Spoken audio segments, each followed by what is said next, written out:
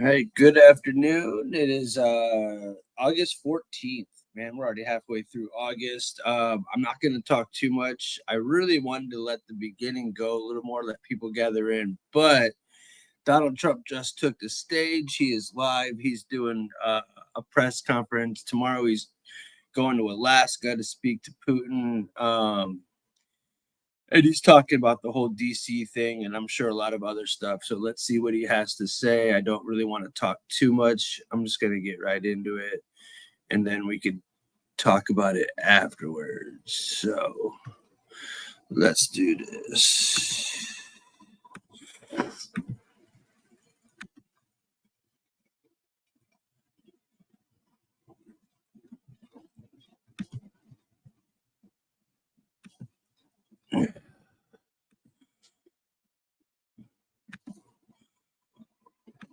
Here we go, guys.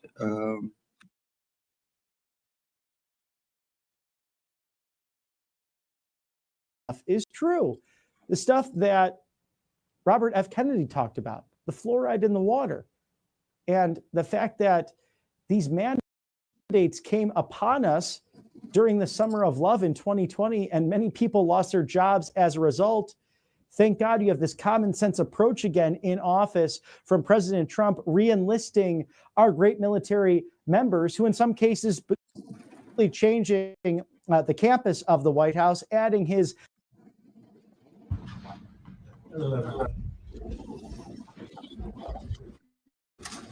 How are you? Are you all set?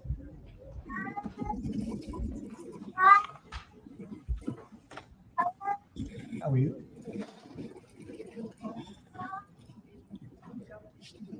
Thank you very much for being with us. It's a good time for this country, whether you have the hottest country anywhere in the world. I think you're hearing it from a lot of people, not just from me. We're doing very well in so many ways. And the gentleman on my right, we recruited him. We tried to get the best person. We got a man that you'll hear in a second has done an amazing job with respect to Social Security. He's running it, and he's running it like nobody ever even dreamt possible. And it's the 90th anniversary right now of Social Security. So today we celebrate that 90th anniversary of one of the most significant pieces of legislation ever signed into law, the Social Security Act of 1935, and we're going to make it stronger, bigger, and better. Really doing a job. In the campaign, I made a sacred pledge to our seniors that I would always protect Social Security, and under this administration, we're keeping that promise and strengthening Social Security for generations to come. You keep hearing stories that in 6 years, 7 years, Social Security will be gone, and it will be if the Democrats ever get involved because they don't know what they're doing. But it's going to be around a long time with us. Very much, you'll be surprised to hear some of the numbers. I'm delighted to be joined by the Commissioner of the Social Security Administration, Frank Bisignano. Oh, in the world of business, in fact, I wrote some of the little things down that he's had an amazing, he was Chief Operating Officer of JP Morgan Chase. He worked for Jamie Dimon. And Jamie Dimon said that it was amazing. So think of that, Chief Operating Officer, JP Morgan Chase, had a storied career. Then he went to First Data. For those in the business, you'd know it's the largest payment company anywhere in the world. And worked for Henry Kravis, and it was in big trouble. He took it over as CEO. He made it incredible. They merged with Fiserv, and he became CEO of that, and that became extremely successful. I was in Milwaukee. I guess they have the Milwaukee Arena, and where we had some good success and some good speeches. But he's a really legendary guy, and he wanted to do this. I mean, he just wanted to straighten out Social Security because he loves our country. And what he's done in a few months is amazing. Almost 60 million American seniors rely on Social Security for peace of mind and a life of dignity in retirement. These Americans paid into the system, and they deserve leaders in Washington who are going to protect the benefits they've had and protect Social Security. Under Biden, Social Security went down like nobody's ever seen. It deteriorated. There's never been anything like it. The 4 years of Biden were very, very destructive. It couldn't have gone on much longer. Social Security was going to be destroyed. It was being destroyed. The average call wait time reached an all-time high of more than 42 minutes. Field office wait times were at 32 minutes, which is unheard of. And the disability claims backlog was the longest ever in recorded history. In other words, it was run just like the country was run. It was run really badly. But I'm pleased to report that under our leadership, and Frank in particular, the changes he's made and what he's done is sort of a miracle. Sort of like what happened with the country as a whole. Field office wait times are now down 30% since last year, and it looks like it's going to a total record number. And the record was set in a long time ago when the world was a lot different place. We're gonna beat that record. Call wait times are down 73% while serving twice as many customers per day. The disability claims backlog is down 26%, and seniors now have 24/7 online access to their accounts, which they never had before, whereas under Biden, the website was down 29 hours a week for maintenance purposes. It was essentially not open very much. They were always maintaining it, but they didn't know what the hell they were doing. They had a person running that had no idea what they were doing. Among my very first acts was to order all government employees to return to the office or be removed from the job, which means our Social Security offices are now open for full business hours, 5 days a week. So unlike being shut down all the time, we're open at record levels also. We're making it really great for the people that want and demand Social Security, and they paid into the system. They deserve it. Last month, I signed one big, beautiful bill and allowed no tax on Social Security for our great seniors, okay? So how's that? Not bad, right? No tax on Social Security for our seniors.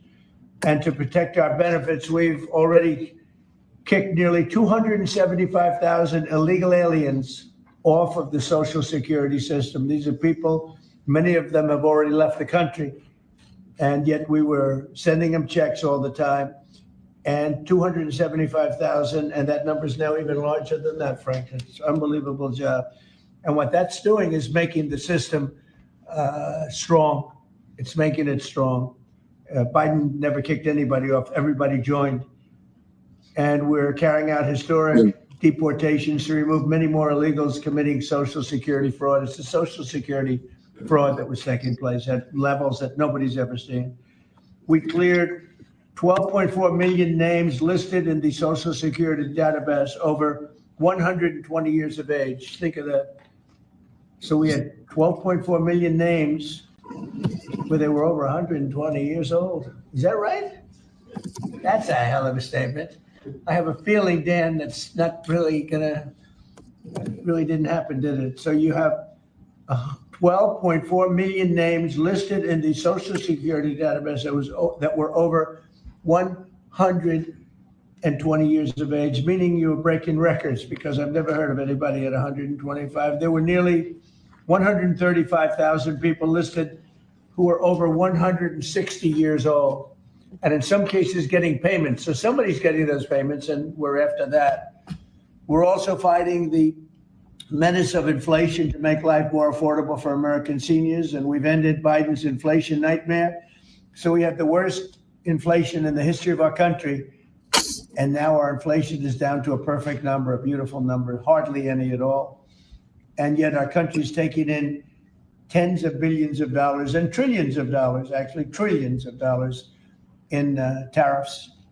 And you know all about it. It's been amazing. They say, why are we taking in so much money? Last week they found $29 billion and they couldn't figure out where it came from. I said, check the tariff shelf. And they said, how did you know that's where it came from? We're taking in billions and even trillions of dollars in tariffs paid by other countries who, frankly, were taking advantage of us for many, many years. And they were doing that to us, but our people didn't know it. We didn't have smart business people. We've ended Biden's inflation nightmare and came in below expectations. And yet, again, this past month, we set records. Gasoline prices are way down, and really dramatically, as everybody knows. And energy prices have been going down, other than in certain states where you have Democrat-run states where they put windmills all over the place. Anytime you see a windmill, you'll say, well, they have bad energy costs. And it's happening in New Jersey. I saw that there's a revolution going on in New Jersey. They closed up a nuclear power plant, and they're raising electricity rates by 21, 22, and 28%, something like that. And you're going to have a new governor in New Jersey. I'll tell you what, you have a good man running in the Republican Party. He'll get them down. But what they've done is they've killed so many good sources of energy for very expensive windmills and lots of other things that don't work. 401ks and retirement accounts are soaring, and the stock market is setting record highs. Almost every day we're going record highs, and yet we're taking in hundreds of billions of dollars in tariffs. So it's turned out that Trump was right and they were wrong. A few smart people knew what was going to happen. A few of us were right. So we're going to keep the fighting going. We're going to make America's seniors every single day. We're going to fight for them. We're going to make them richer, better, stronger in so many different ways. But Social Security is like pretty much the one that we think about, and we love it, and we love what's happening with it. And it's going to be good for 90 years and beyond. Again, you were given only a short period of time. Social Security was supposed to be like that. Had they won the election, Social Security would have defaulted during Biden or Kamala's election, whoever they so chose. Two beauties. And now what I'd like to do is ask Frank to say a few words. Again, this is a man with a really storied past. He's one of the most successful anywhere in the world. What he did at J.P. Morgan Chase and what he did for Henry Kravis and all of the others are like legendary stories. And he just wanted to do this. He's making about a tiny fraction, I would say, a tiny fraction of what you used to make. But he didn't care. He wanted to do it. He made a lot of money. And he said, I want to run that system. I want to put it back on track. And he's got unbelievable talent over there. It's like a different place. So, Frank, would you say a few words, please? Sure. Thank you. Is less than 1% tiny fraction, sir? Is that what it is? Less than one? That's a tiny That's fraction. an honor. He's It's making an honor. It is an honor. And I'd like to start off by thanking the president for his tireless effort in running the country, in what he's done across the country, meeting every commitment. And, you know, I see it directly in the big, beautiful bill, the opportunity that it's brought to seniors. But his effort on every commitment, delivering against it, and delivering on world peace tirelessly. I'd like to also thank him for my opportunity. You know, he's teasing me, I'm teasing him about the economics of the job. But the reality is to serve 300 million Americans, which is what Social Security serves, is a tremendous honor. And him putting that faith in me and building what I believe, and I think I have a right to say it, is the best leadership team ever assembled in the White House and in the cabinet. So that's my great honor. So I come here and get the opportunity to serve the American public in a manner that I never imagined in my life. And what we found was the opportunity to fix a foundation. The reality is people talk about 72 beneficiaries. I talk about over 300 million Americans with a Social Security number that we must protect through the system. And when you look at what we talk about in eliminating Social Security numbers that were live in the system, they could carry fraud through the whole system. So the first thing was root out fraud, waste, and abuse. But while doing it, the best way to be more efficient is provide more accurate payments and better service. And you heard the numbers. I think the most staggering number is that we had a website that was down 29 hours. This will be a digital-first agency, and we are building my SSA accounts. That's the digital account. And we have a bold goal of 200 million Americans to have a digital SSA account by the end of next year. It will happen. Just like we had a bold goal of single-digit wait time on the calls when they were at 40 minutes. And we did that. This is my 100th day. We did that within 90 days, right? Get the web up and running, bring technology to our field offices, use digital presence to answer and serve the American public. That's the job. When we do all that, then we'll really know the answer to if we have a hole, right? I was presented in my second week on the job with $18 billion in errors by the Inspector General. It was public. In less than a month, we solved 9 billion of it. So that's the type of swift action we can take, right?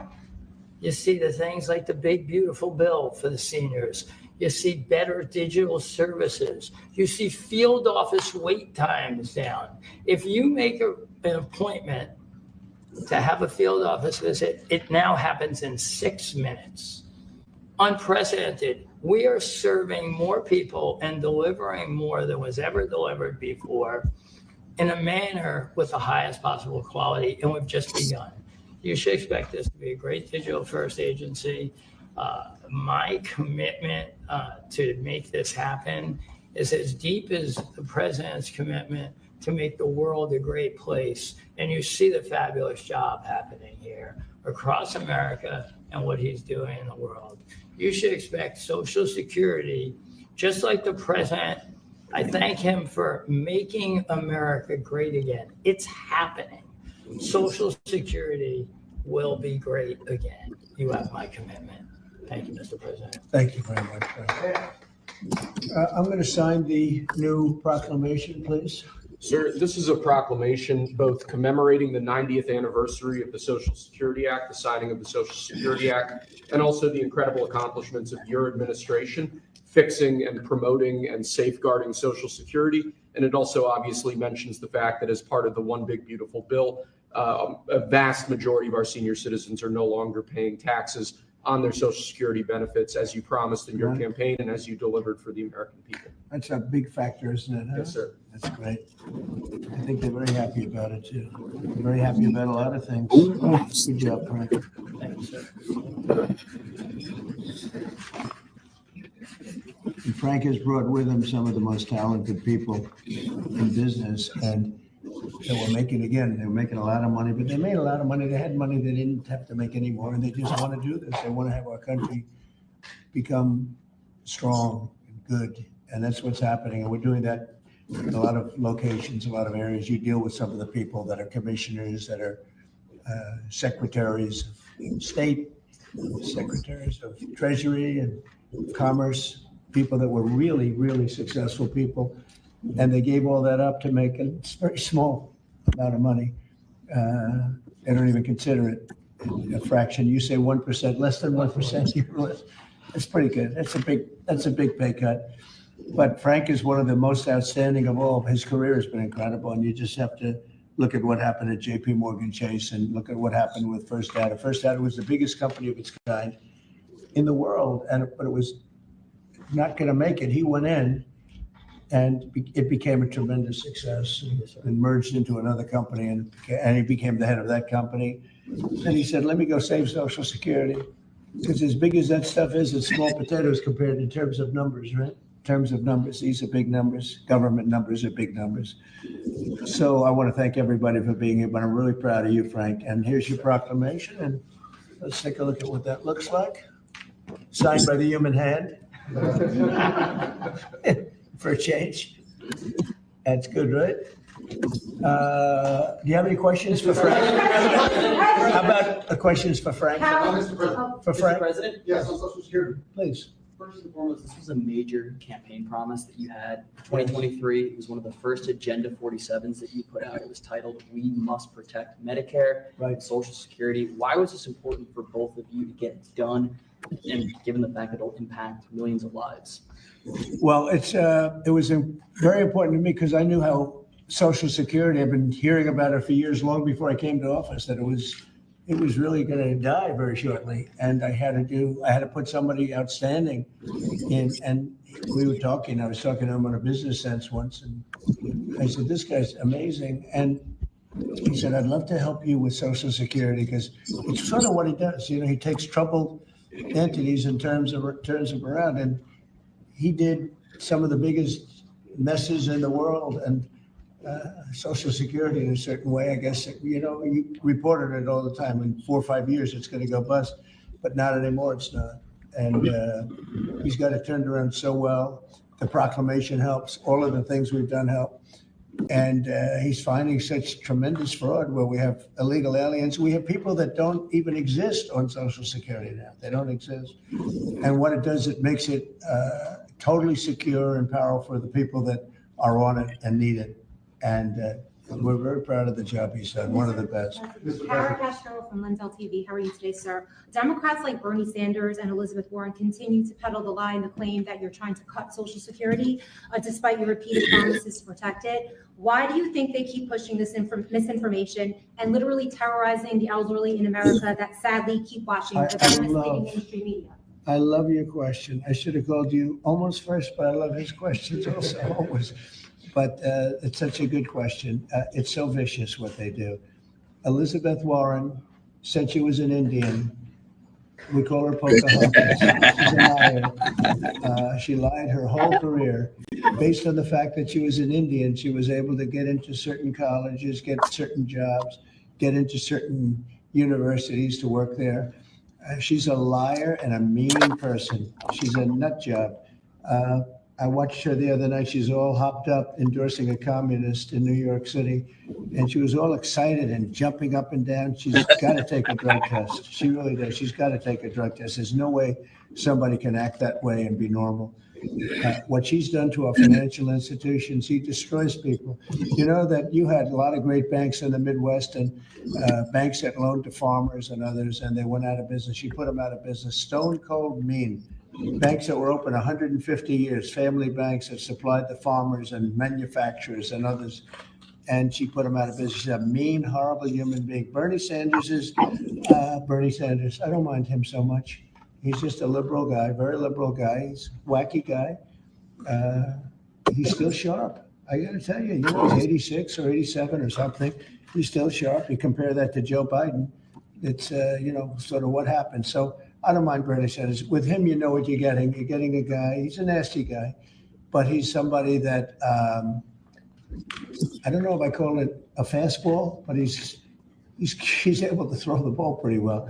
He's okay. I watched him the other day. He was totally on the opposite side of things. I will say this, the biggest issue right now, and an issue that's really taken hold, is crime, stopping crime in the cities. And the Democrats are fighting the stopping of crime. So I think that's like men playing in women's sports is okay, or transgender for everybody, okay. But this is a bigger issue. This is the biggest of all issues. Crime is rampant in DC. It's rampant in our generally blue-run cities. And they've got to do something about it, or they're never going to win another election. And instead of calling me a dictator, they like to say Trump's a dictator. Trump's a dictator. Well, I had calls from many, many friends, including Democrats. I have a lot of Democrat friends, but they're normal people. And they were thanking me so much for what I'm doing in DC. They feel so safe already. And at the border, we had 0 people come in, and this is done by a liberal group.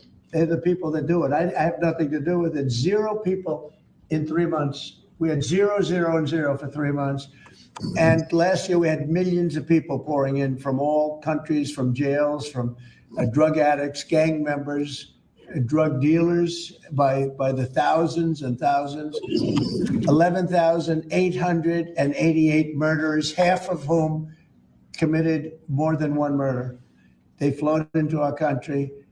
And for the last 3 months, we had none. And I didn't remember when Joe Biden used to always go, I need legislation. I had no legislation. I just said, we're closing the borders. And the whole world understood it because they respect your country again. They really respect this country again. They didn't respect it. When he said it, it didn't mean anything. But now they know it meant a lot. And Mexico does what we tell them to do. And Canada does what we tell them to do, because we have the 2 borders. We have the northern border, the southern border. and they were both horrible. But now it's some people say it's a miracle. Well, what Frank has done with Social Security also is something very special. But what we're doing with crime, which will be your next question, I guess, that's because everyone's they're afraid. Half of the people here, maybe all of the people here, most of you live in DC, you are petrified to go out, and you're liberal. And if you're liberal, you're going to have to change. You're Democrats. You're going to have to change your ways. So we will have crime under control very shortly in DC, but they're record numbers. And sadly, what I guess the mayor did, but whoever it was, they asked the numbers to be fudged so that it would show less crime than the fact. The fact is, it's worse than it's ever been. And we will have it just like we did at the border, where with borders are totally in great shape right now, the best ever, record-setting shape. We'll have the crime situation solved in DC very soon. And we're also going to beautify the city. We have a beautiful city, but you can't have graffiti, and you can't have roads with potholes, and you can't have the medians, the dividers in the roads falling down on the street. We're going to be beautifying the city, making it really beautiful. We're going to be getting the criminals the hell out of here. We don't want the criminals in Washington, D.C. Mr. President, one on your Putin meeting and then one on DC crime. Are you prepared to offer Vladimir Putin access to rare minerals to incentivize him to end the war? We're going to see what happens with our meeting. We have a big meeting. It's going to be, I think, very important for Russia, and it's going to be very important for us, and important for us only that we're going to save a lot of lives. Look, we have, we're not paying any money, as you know, to Ukraine. We're supplying equipment. We're being paid 100% plus for that equipment by NATO. And I got NATO up from 2% to 5% of GDP. They now have billions of dollars. NATO is a very rich group of countries, and we make the best military equipment anywhere in the world by far. And they're buying our equipment, and they're paying 100% for the equipment, 100%. In fact, they owe us about $2 billion now. They're going to send a check. Another one was sent recently for $1 billion. So we're not spending any money anymore. Biden gave them $350 billion, got nothing for it. And if you look, and by the way, we also signed a rare earth deal where we get, years of rare earth to get our money back, the money we spent. But what I'm really doing this for is to save thousands of soldiers a week. You have Russian soldiers, you have Ukrainian soldiers, and then you'll have missiles dropped into various cities and towns in Ukraine. And they're losing last week they lost 7,251 people, mostly soldiers, Russian and Ukrainian soldiers. I'm doing it for that reason. We have a meeting with President Putin tomorrow. I think it's going to be a good meeting, but the more important meeting will be the second meeting that we're having. We're going to have a meeting with President Putin, President Zelensky, myself, and maybe we'll bring some of the European leaders along, maybe not. I don't know that it's going to be very important. We're going to see what happens. And I think President Putin will make peace. I think President Zelensky will make peace. We'll see if they can get along. And if they can, it'll be great. I've solved 6 wars in the last 6 months, a little more than 6 months now. And I'm very proud of it. I thought the easiest one would be this one. It's actually the most difficult. We had one war raging, as you know, for 37 years. One in the Congo with Rwanda was raging for 31 years. We solved 6 of them, made peace, not just solved them, we made peace. If you look at Pakistan and India, planes were being knocked out of the air. 6 or 7 planes came down. They were ready to go, maybe nuclear, we solved that. I thought this would be maybe an easier one. It never made sense, this war. It would have never happened when I was president. If I were president, this war would have never happened. But millions of people have been killed. And I'm there for one reason, to see if I can solve. This was Biden's war. This isn't my war. I want to see if I can stop the killing. Yeah. Rare earths, do you plan to offer him access to that at all? We have great rare earth. We made that as payment for all of the money that we've spent so foolishly in Ukraine. We spent $350 billion. Now Europe spent $1 billion. That's a lot of money. They spent $100 billion. That's a lot of money, but we shouldn't be spending a lot more money than them, and they understand that. And I think that's maybe why we're not spending money anymore. We're not spending any money. They're paying us for everything. So people are shocked when they hear it. They don't even understand. They don't even write about it.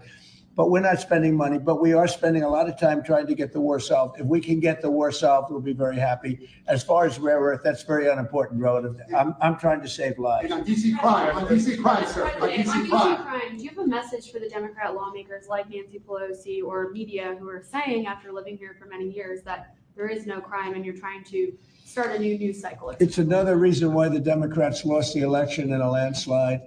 They lie. It's just lie. Look, the crime is very bad. I think they'd be much better off saying, we want to help President Trump with the crime because it's an epidemic. It's a tragic situation. It's the worst it's ever been. And we want to help President Trump with the crime as opposed to, he's a dictator. He's a dictator. People are so happy to see our military going into D.C. and getting these thugs out.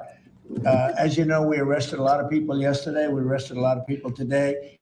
We're getting people that have arrest records that you wouldn't believe. 28 arrests, 15 arrests, brutal people. And we're going to have to do something about this cashless bail because people shoot somebody, they kill somebody, and they're out on the street in less than an hour. Now, that's when it's all started in New York, in Chicago, Los Angeles. You take a look. If we didn't go to Los Angeles to help this incompetent governor and a mayor that doesn't know what the hell she's doing, if we didn't go to Los Angeles, you wouldn't have a big part of it burned down. The other part of it would have burned down too. You would have not had, I don't think you would have been able to have the Olympics. We have the Olympics. I have a lot at stake with that because I'm the one that got the Olympics. I got it in my first term. And I was saddened because I got it for what would be my third term. Okay, which turned out to be second term. And the Olympics, it's a great honor, but I felt badly because I said I won't be president when the Olympics came. Well, through circumstance, I am president. I want to make sure the Olympics is great, the World Cup is great, and the 250, maybe the most important of all, is the 250-year celebration is great. So what's happening is we will work very hard. You would not have had, I don't believe that if I didn't send in the troops, I don't think you would have had Los Angeles in condition to have the Olympics. I think you would have had to tell them, I'm sorry, you're going to have to go someplace else. And if you look at the police commissioner or the sheriff, he said, we really needed them. Thank God they were here. We really needed them. That was the first 2 or 3 days after we solved their problems. Then he said, well, I think we could have maybe done it. No, he was told what to say. He said, you go back to your files and see what he said. He said, thank goodness they came. If I didn't go and put our military there, or National Guard in that case, and we'll go military if we have to, but the National Guard went there. They were very effective.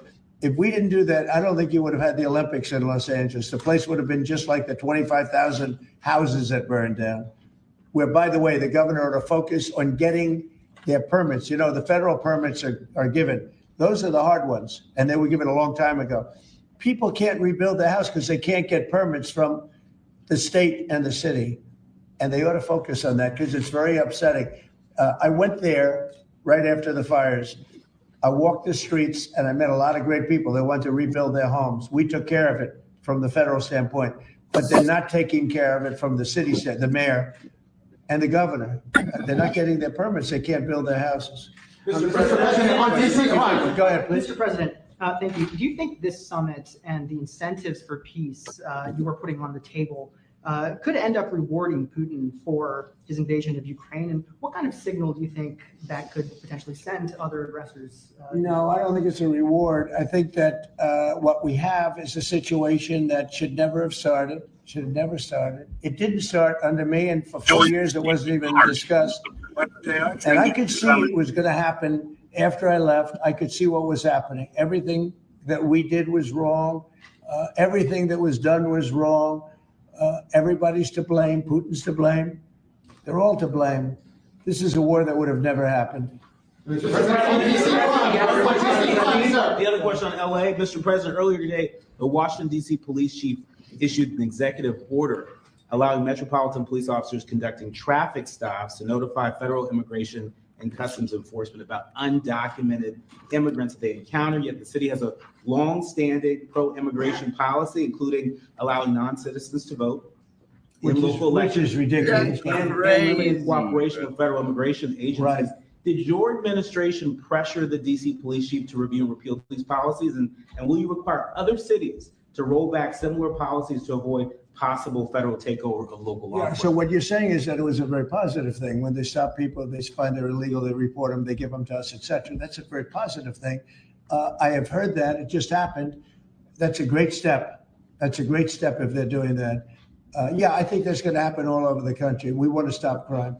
I think if the Democrats aren't strong on this issue, they won't be able to do it. I think this is a bigger issue than all of the other ridiculous things that they like open borders. Well, open borders is bad. Open borders has caused a lot of this problem, allowing millions and millions. I think 24 million people were allowed to come into our country. Many of these people from prisons, from jails, from mental institutions. This was the Biden policy.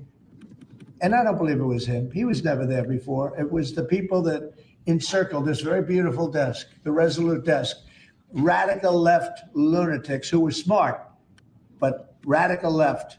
And I'm very happy to hear what you just said, because I've heard that. And Mr. President, on LA, if I may, the mother of a 15-year-old California boy was briefly detained at gunpoint in the case of mistaken identity. The LAUSD superintendent says that surveillance video shows armed agents wearing police and border patrol insignia. Given the National Guard, the Border Control, ICE agents, they're not trained in local policing. What specific steps are you taking to ensure that young people are not put in harm's way with these types of operations? Yeah, what they are trained in is common sense, and they're very tough people.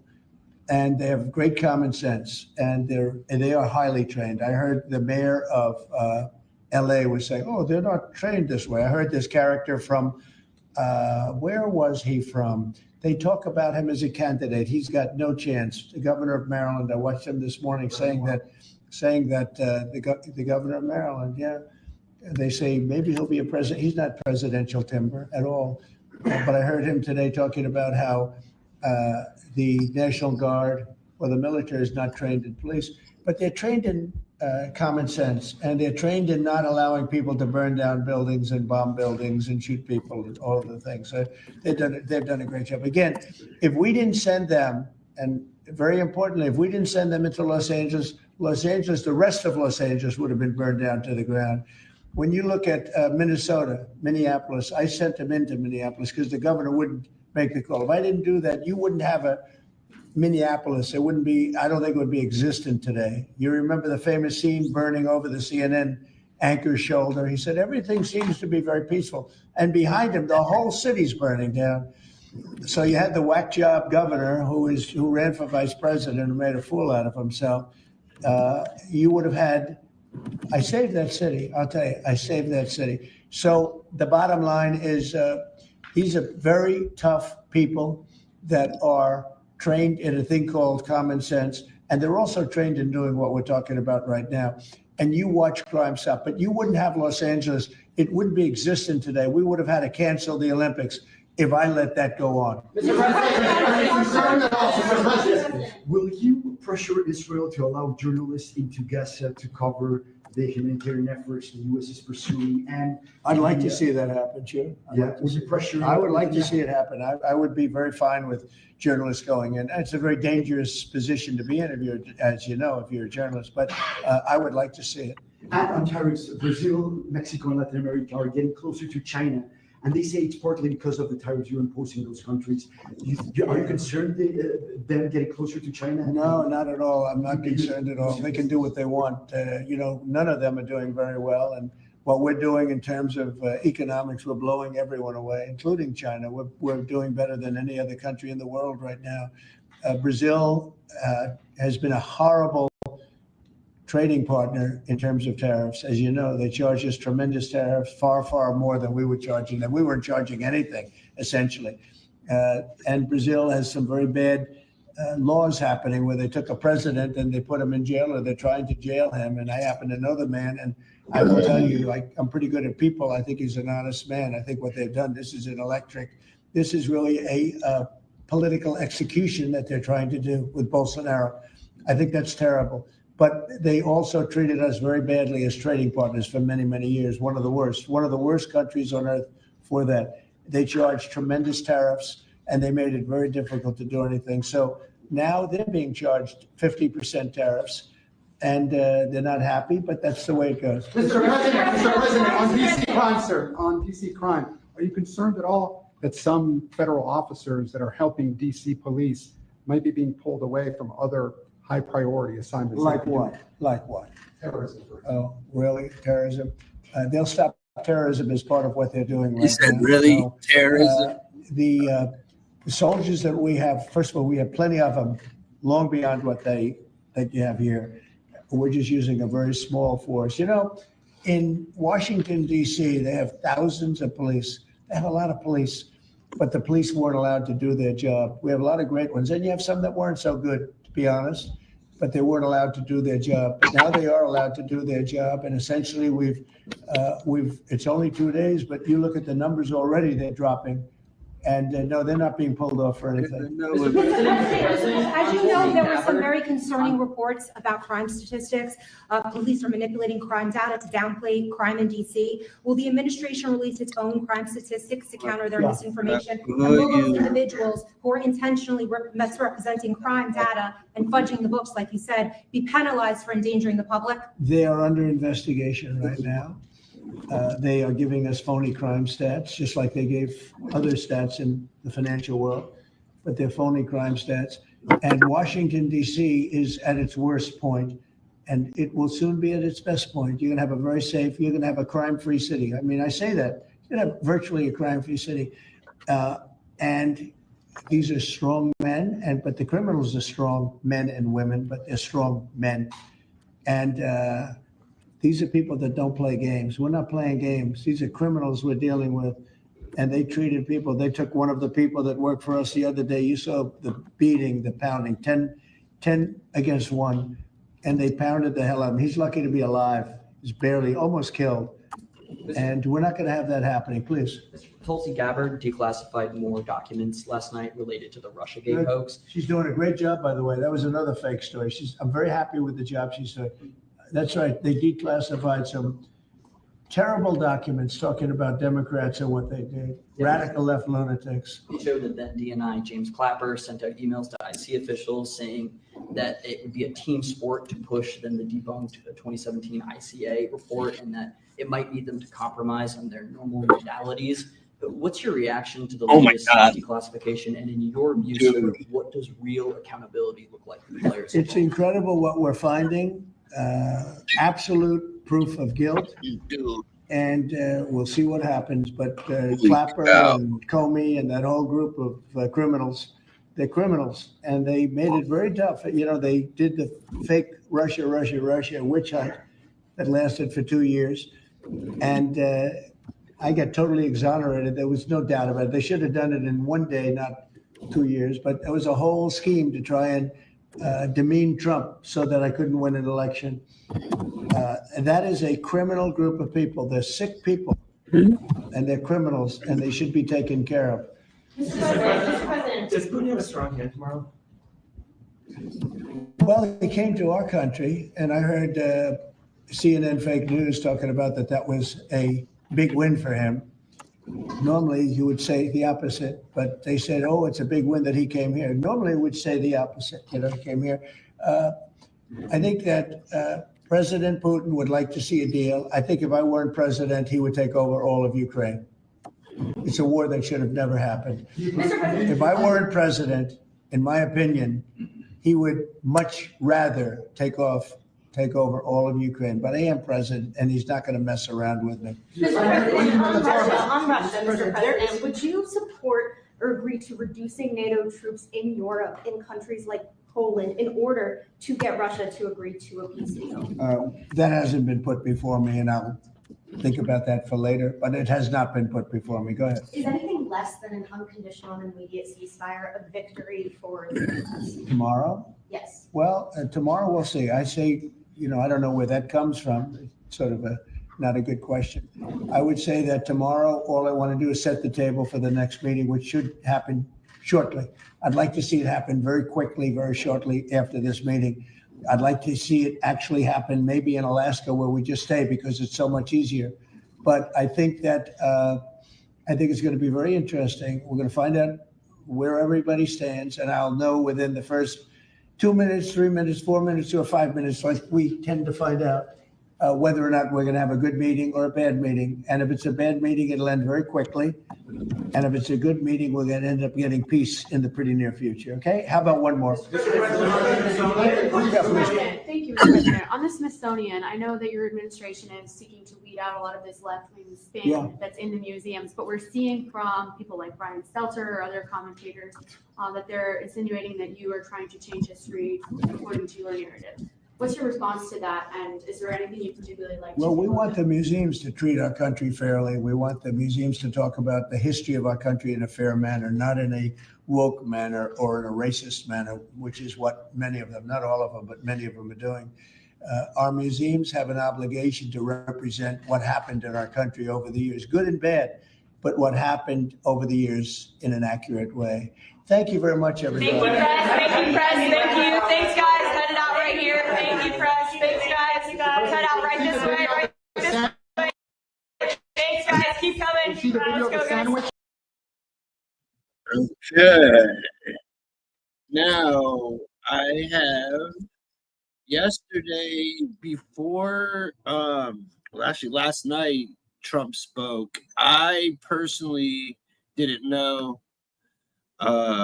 this was in regards to the DC stuff. So let's see what he had to say. It's like 22 minutes of questioning about his declaration on DC.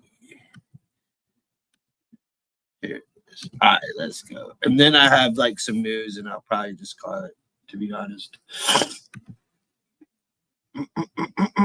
Hope everybody's having a beautiful day. It's like 85 and beautiful. Get out, do something. Yes, please. Hi, sir. There's new reporting that the Russians have hacked into some computer systems that manage U.S. federal court documents. I wonder if you've seen this reporting and if you plan to bring it up with Putin when you see him later in the week. I guess I could. Are you surprised? You know, are you surprised? They hack in. That's what they do. They're good at it. We're good at it. We're actually better at it. But no, I have heard about it. I have heard about it. Please. Thank you, Mr. President. You mentioned congressional Democrats. You have not yet met with Democratic leadership, but there's a funding deadline at the end of September. Would you do you plan to meet with Leader Schumer and Leader Jeffries to discuss that situation? Well, I will, I guess, but it's almost a waste of time to meet because they never approve anything. If we want money to fight crime, if we want money to do only good things, just good things. Let's not even talk about controversial. They don't want to meet about anything. They really are. They're stuck.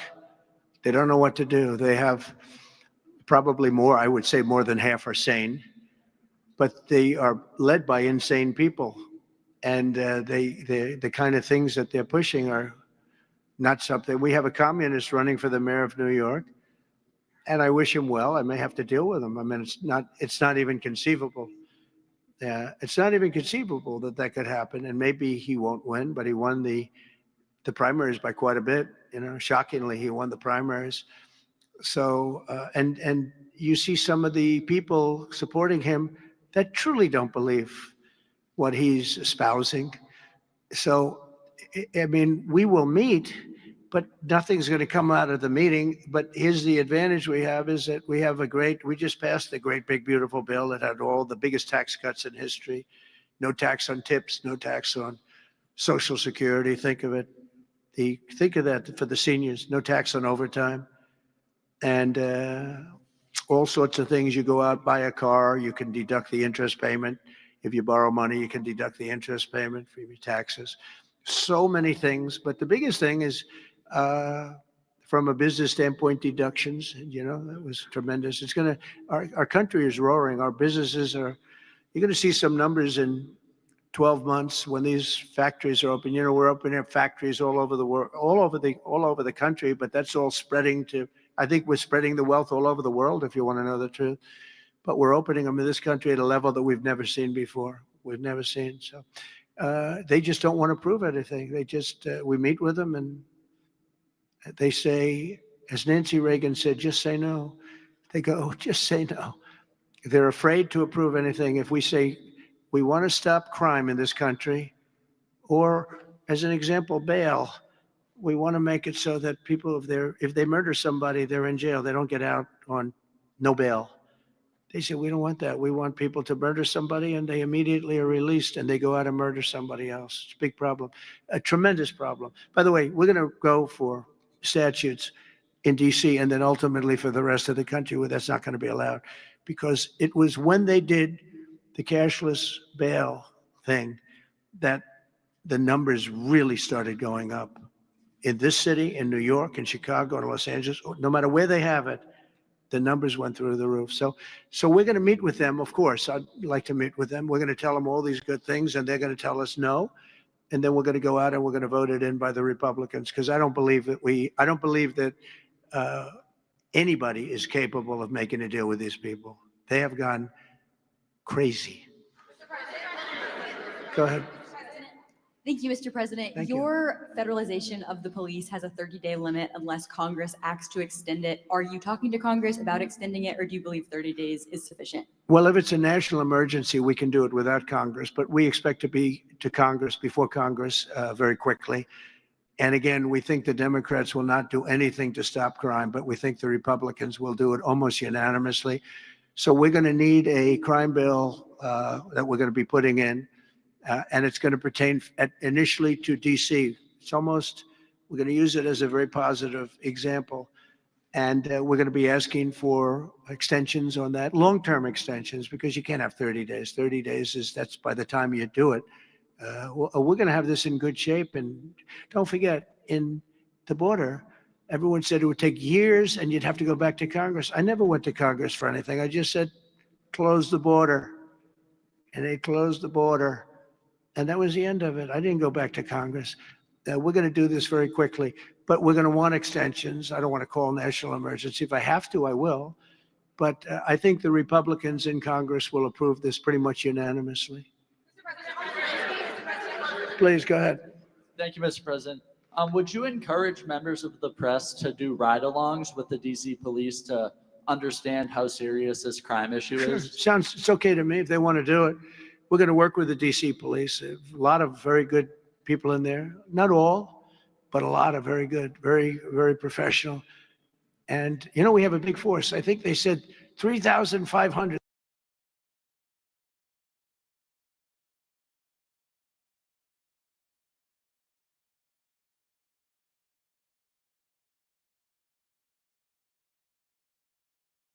I'm over here ranting away and you guys can't even hear me. Did they really just ask that dude if they could do ride-alongs? Are you out your damn mind? They're over here trying to fight the crime, and you're like, yeah, press can just come along because it's such violent crime. Why don't we go ahead and bring the news anchor? Yeah, this is a show. This sounds dumb. What the fuck? Like literally, it's the White House version of Cops, bro. Could you imagine, like, the press riding in the back? They all get out, run up on them. What you doing, motherfucker? Dude, that's hilarious, dude. They're always asking the mayor, who's a very nice woman, but got to do the job. We've worked with the mayor for 6 months, and she's been here for many years. And the numbers are worse than they ever are. Don't let anyone tell you they're not. And the whole statistical... I haven't even been on for an hour. Charts that they made. The whole thing is a rigged deal. They got rid of the guy because he didn't want to do the numbers the way they wanted to, and they put their own numbers out. They said it's the best in 20 years. No, it's the worst in 20 years. But we're going to be very open about what we're doing. So if the media wants to ride with police, if they want to do it, if they feel it's safe, that would be okay. Yeah, please, go ahead. Sir, with President Zelensky. Thank you, Mr. President. Mary Margaret, Daily Wire. 2 questions on DC, if that's okay. How do you feel about Mayor Bowser's level of cooperation and her choosing to advocate for DC statehood right now? And Well, the statehood, let me do that one. Okay. Statehood is ridiculous. We want to straighten the place out. Statehood's ridiculous. It's unacceptable. It's the Democrats want it because the Democrats have, about 95% in this little area. Even I didn't get it very much. They want that. They want to pick up 2 senators, and it's not going to happen. It's not going to happen. And that's the least of the reasons why, by the way, but that's one of the reasons why. What we want to do is make Washington, D.C. the greatest, most beautiful, safest capital anywhere in the world. And that's going to happen. I mentioned the word bones before. The bones here, the bones, we have the greatest bones. When you look at that Supreme Court building, I think it's one of the most beautiful buildings. When you look at some of the buildings here, it's so magnificent, and everything's good, but it's just dirty and not properly maintained. It's not taken care of. Potholes in the roads. All of it's going to happen very quickly. We're going to seek a relatively small amount of money for fix-up, and we're going to put it out to bid. We have great contractors here, great road builders, everything. And we're not ripping roads apart so they're closed for 4 years as they redo the concrete bases. And you don't need that. We need a beautiful topping by a very talented asphalt type person, somebody that does the job. We go out, when I get contractors, I use great contractors. To me, a great contractor is a very special, like a great surgeon, like a great teacher, like a great nurse. A great contractor is very important. We'll only use the best. And when you put a coat of asphalt on that 2 inches of asphalt, 3 inches of asphalt, it looks brand new. You take all the garbage off. They reseed it, as we call it, or different names, but they take the bad stuff off and they put the good stuff down. It takes not a long period of time. A matter of a few days, you'll have a beautiful, magnificent road. You fix up the curbs. You get rid of the medians in this town are just horrible. You're riding around. I think to myself, leaders come from foreign countries. You see with leaders all the time. Different leaders. They came in from India recently and from everywhere. They came in from a war that we just ended, Azerbaijan, and and Armenia. We just ended the war. The 2 leaders came in. One of them said, "My country looks better. The roads are better than." We were talking about it. I said, "What do you think?" He said, "Well, the roads are better in Armenia than they are in Washington, D.C. It's embarrassing." And I was asked at the last press conference, they said to me, "How important is it? You're doing world peace. We're going on Friday to Alaska, meeting with President Putin, Russia. How important it is that the capital is important?" I said, "Very, very important." I told my father, said to me, "When you see a restaurant and you want to go and you want to have dinner, and then you go up to the front door and it's dirty, turn around and go back because the kitchen's dirty." It's the same thing with the capital of the United States of America. If it's dirty and unsafe, it sets a bad tone for the rest of the world. So we're not going to do that. We're going to have this capital fixed up, safe, clean, and beautiful in a very short period of time. Go ahead, please. In the back? Yeah, please. Yes, Mr. President, how were your calls this morning with European leaders, and was it your call not to invite President Zelensky to your meeting with Putin?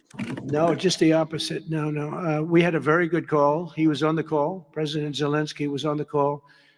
I would rate it a 10, very, very friendly. I know the leaders because I was at NATO, as you know. I took it from 2% to 5%, 2% that wasn't paid, 5% that is paid, which is trillions of dollars in defense capability. No, it was always going to be, I was going to meet with President Putin, and then after that, I'm going to call the leaders and President Zelensky. I'm going to call President Zelensky, and then I'll call, probably in that order, the leaders. There's a very good chance that we're going to have a second meeting, which will be more productive than the first, because the first is I'm going to find out where we are and what we're doing. Again, this is Biden's war. This isn't my war. He got us into this thing, and it should have never happened. This war would have never happened if I were president.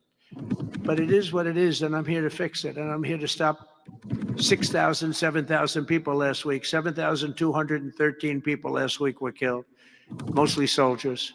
But missiles being lobbed into towns don't exactly help either, but mostly soldiers. And Ukrainian and Russian, they're not American soldiers, but if we can save a lot of lives, it would be a great thing. I've stopped 5 wars in the last 6 months. And on top of that, we wiped out the nuclear capability of Iran, obliterated it. It's turned out to be a correct word, by the way, because some of the press said, well, maybe it wasn't obliteration. It was obliteration. And we're going to meet with, I would say, the second meeting. If the first one goes okay, we'll have a quick second one. I would like to do it almost immediately.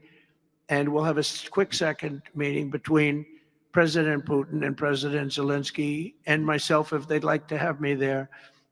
And that would be a meeting where maybe it could be absolutely work. But the first meeting will not work that out. Certain great things can be gained in the first. It's going to be a very important meeting. But it's setting the table for the second meeting. I think the second meeting, if the second meeting takes place, now there may be no second meeting, because if I feel that it's not appropriate to have it because I didn't get the answers that we have to have, then we're not going to have a second meeting. Thank you, sir. Thank you, sir. I didn't ask you. Go. Mr. President, how involved were you in the selection process of these honorees? I would say I was about 98% involved. No, they all went through me. They came over, Rick and Sergio and everybody. They said, I turned down plenty. They were too woke. I had a couple of wokesters. No, we have great people. This is very different than it used to be. Very different. These are great people, and they're not. I don't have any idea of the Republican, because they want people that the Kennedy Center has everything. Look at the Academy Awards. It gets lousy ratings now. It's all woke. All they do is talk about how much they hate Trump. But nobody likes that. They don't watch anymore. That used to have 45 million people watching. Remember The Apprentice, first season. The Apprentice had 42 million people. The Academy Awards had 41 million people.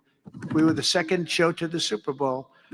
But since then, the Academy Awards have gone down to, I think they've gone down to numbers that are like a regular show, because it went woke. We're not doing it for that reason. We're doing it because we want the great talent. But these are great people. So I was just a very long answer, but I was very involved. Mr. President, the Biden administration was auctioning off border wall materials, but we're hearing now that the auctioneers selling those materials back. Are you finishing building the wall? Well, I built hundreds of miles of wall, and I was getting very close. I actually finished the wall, but then I added another 200 miles, because when you do the original wall that I said I was going to build, which I got built, and I got it to the specifications of the Border Patrol and ICE, the exact. They wanted steel, they wanted concrete inside, they wanted rebar inside that, they wanted it to have wires. We have the walls are wired for, all of the internet stuff and security things. And we built it hundreds of miles. We did great. That's one of the reasons even now we're able to have such good numbers at zero, or essentially very little people coming in. But Biden, I ordered for another 200 miles. I was going to do another 200 because it's the way it is. And we're all set to do it. Then we had the bad election result. Horrible, horrible what happened to our country, what they've allowed to happen to our country. And we are taking now that wall back. They sold the wall. Now, this is expensive stuff. Hardened steel, very expensive. 9,000 pound concrete and rebar. Rebar is very expensive. The hardest rebound. No, it's very, very hard to cut. You have different materials. It's very hard to cut because they cut it down if they can. It's very hard to cut. And Biden sold it for pennies on the dollar, 3 cents on the dollar, 4 cents on the dollar. He sold it. And I said, these guys really don't want it. That was when I first realized, when I saw the wall was being put up, because we could have finished the rest of the wall in about 4 weeks, anywhere from 3 to 4 weeks. It was all set to go. It was laying down, ready to be put up. The foundations were, and they took over and they said, we're going to sell the wall. And they sold it, as you know, for pennies on the dollar. Well, Pam Bondi's been working very hard on suing that company, and I think they reached a settlement where we're taking the wall back. But they stole the wall from us. That wall is so expensive to build, and we had it, as you know, hundreds of miles of it. And they came along and they basically sold it for scrap. Took our wall. And what a shame that is. But that was when I first realized that these people actually want to have open borders. And no country has poor countries don't have open borders. No, we had open borders where people just walked in. That didn't matter what they looked like, who they were. We had 11,888 murderers. Who sold the wall? Why would they sell our wall? Like, he's like, they sold our wall. Like they literally gave it away for pennies on the dollar. Like, who?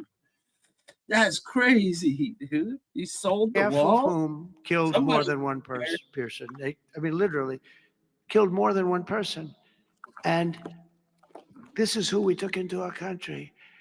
So the wall is the least of it, but we're going to take the wall back. We're paying a small amount of money, as I understand it, to get it back, to get rid of the litigation. We'll take it back. We'll put it up. Yeah. You can buy it back from whoever sold it. Go ahead in the back, please. I want to take it back to the Kennedy Center if I can just for a second, Mr. President. Sure. From what I understand, the Les Mis show exceeded everyone's expectations. Attendance, revenue, across the board. Great. Do you anticipate future shows to basically do the same? I like that guy. Now that's called a question, okay? And he's a great reporter, actually. Thank you very much. I appreciate it. Yeah, it did great. Les Mis did great, broke records and was sold out. Yeah, beautiful. And we anticipate a lot of that happening. There's a thirst for it. And especially when the crime is knocked out. You know, when we knock out crime, some people probably stay away from places like restaurants and other things. It ruins your whole fabric. It ruins your country. And when somebody thinks they have about a 25% chance of getting mugged, they say, let's not go to restaurants tonight. We're going to make it so that they have no chance of getting mugged. And it's going to happen soon. And yeah, we think we're going to have a lot of very successful evenings here. Please. Will Russia face any consequences if Vladimir Putin does not agree to stop the war after your meeting on Friday? Yes, they will.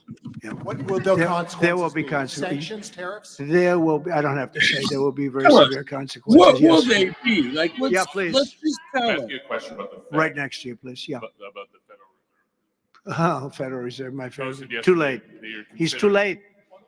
You're considering suing Jay Powell. Can you update us on your thinking about that and tell us where you are in your search for a new chair? Well, he took a building that could have been painted and fixed, like we're going to fix this building for very little money. And that was in better shape. He took a building and what they did to that building, they built a basement under the building. It didn't have a basement. This is simple to understand. The building is right next to a thing called the Potomac River, the beautiful Potomac River. That means lots of water. And the water is right under the building. And they decide to build a basement under the building in the Potomac River. So in order to do that, you need the biggest pumps that God ever created. And they were pumping their hearts out. But as big as those pumps are, you can't pump it fast enough because it's the Potomac River. If the pump were bigger than this room, you couldn't pump it. But they tried. And they've been building a basement. And I said, why did you want to build a basement? I thought it would be a good idea, sir. A basement is the least valuable floor in a building. I know a lot about real estate. The least valuable thing is the basement.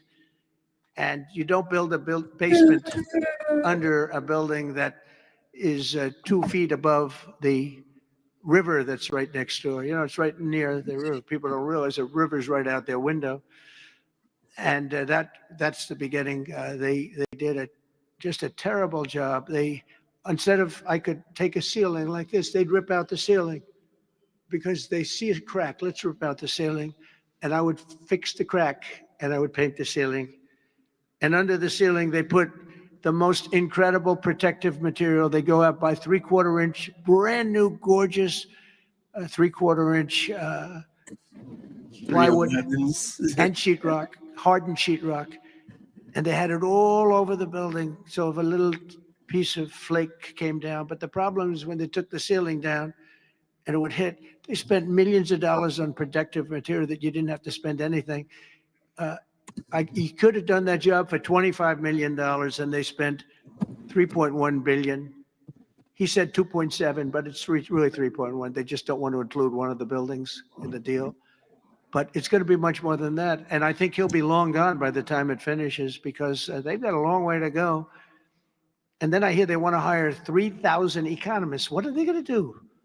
And he got it all wrong. He's too late. We call him Jerome Too Late Powell. It will live with him forever. I believe that name will live with him forever, along with the name Pocahontas and some of the others. He worked closely with Pocahontas, by the way. She's another beauty. But we have a real problem there. They're way over budget, and they did a job that shouldn't have been done. It was unnecessary to be done. Instead of, I could have gotten the greatest wallpaper anywhere in the world from the finest stores in the world. I could have fixed up a wall a little bit. It would have taken about 2 hours and covered it with the most magnificent silk and most magnificent paper for thousands of dollars as opposed to tens of millions of dollars. What a shame it is that they did. But they would take down areas of the building that shouldn't have been taken down. That could have literally been painted. And they didn't do that. So they've got a long way to go. And I think it's just grossly incompetent, but not quite as incompetent as his decision not to do interest rates, take down interest rates, because just like they shouldn't have taken down a ceiling, they should take down interest rates. Every point costs us $360 billion a year. Think of that, $360 billion for 1 point. And we should be down at 1% because we're the leader of the world. We were always the lowest interest rate until like a certain time ago, decade, couple. But we were always, because we were the United States of America. So even if the country was run badly, we were considered like to be super prime. And now he's got us in a bad place. So we're paying $360 billion a year for each point. Now, I believe we should be 3 or 4 points lower. So that's over $1 trillion we pay every year in interest. And it's really just a paper calculation.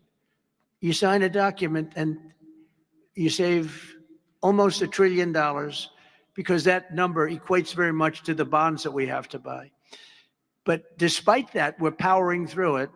And we have the greatest economy maybe we've ever had. But the housing sector, people aren't able to get good mortgages. They're paying too much because of Jerome Too Late Powell. He's truly incompetent. And we'll be making another, we put a very good man in temporarily in the one spot because one of the people that was appointed by the Democrats left early. And I heard left because that person wanted lower interest rates. And I heard quit, but I have no idea. I'm sure she won't say that. I'll be naming a new chairman sometime within the next, I think I'll name it a little bit early, the new chairman. I'm down to 3 or 4 names, all good, all great. The problem is you name them and then they turn out to be not good. That's happened to me a couple of times. You name somebody, they tell you everything you want to hear, and then they go in and they turn out to be not good. I mean, he told me everything that I thought was appropriate. He turned out to be a stiff, real stiff. But other than that, I think he's doing a very good job. Yes. Okay, maybe 1 or 2 more. 1 or 2 more. Yes, sir, please. Go ahead. Mr. He looks President. like Scott Bessent. Are you the Treasury Secretary? You don't want me for treasury. I don't know. You look like you could do a good job. Go ahead. I keep my family budget okay. Sir, when you meet with Vladimir Putin Friday in Alaska, yeah, do you believe you can convince him to stop targeting civilians in Ukraine? Well, I'll tell you what, I've had that conversation with him. I've had a lot of good conversations with him. Then I go home and I see that a rocket hit a nursing home or a rocket hit an apartment building and people are laying dead in the streets. So I guess the answer to that is no, because I've had this conversation. I want to end the war. It's Biden's war, but I want to end it. I'll be very proud to end this war along with the 5 other wars I ended. But I guess the answer to that is probably no, because I would have had a good conversation with Vladimir. I knew him very well. I got along with him great, actually. We had I had to go through the Russia hoax. And it was actually, it was a strain on the relationship. I actually told him, I said, they got this phony investigation going on, Russia, totally phony, created by Adam Schiff, Shifty Schiff and Hillary Clinton and the whole group of them. And it made it very dangerous for our country because I was unable to really deal with Russia the way we should have been. I'm looking at Pam because I hope something's going to be done about it. These people put our country at great danger. And Adam Schiff, it was all made up. It was a hoax. The Mueller report came out. They all hated me. They had 18 Trump haters. And they said I did nothing wrong. They couldn't believe, they couldn't find anything after years of investigation. It was all a hoax. It was a hoax created by the Democrats, but in particular Schiff, and Crooked Hillary, the whole group. And now we've learned all the stuff that's come out over the last 2 months is incredible through intelligence. And hopefully something's going to happen with it. These are people that put our country in danger, in real danger. I want to thank you all very much. Thank you very much. Thank you.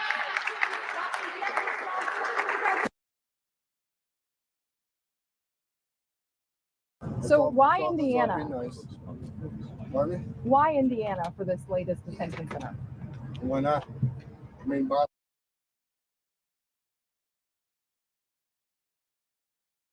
Sorry, guys, I'm not playing the old one. I got the news from today. We'll BS in the chat and have fun. I'll try it. If it works, it works. If it doesn't, I'll get out. Where did they go?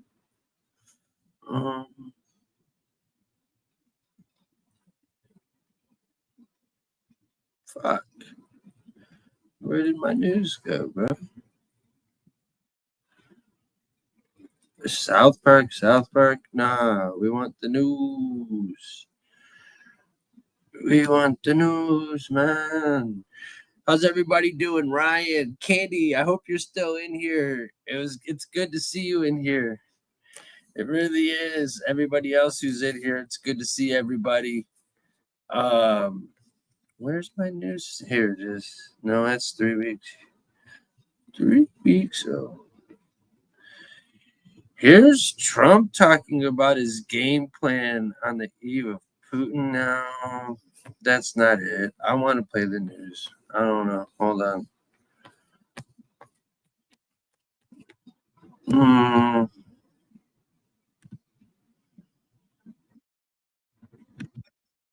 No. I might have missed my moment. I might have taken too long. I thought I already had it ready to go. Here we go. Let's see if there's people in here or not. Let's go. All right, let's get it popping. I found it. Boom.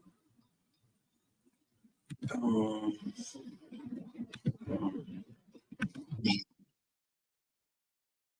Okay.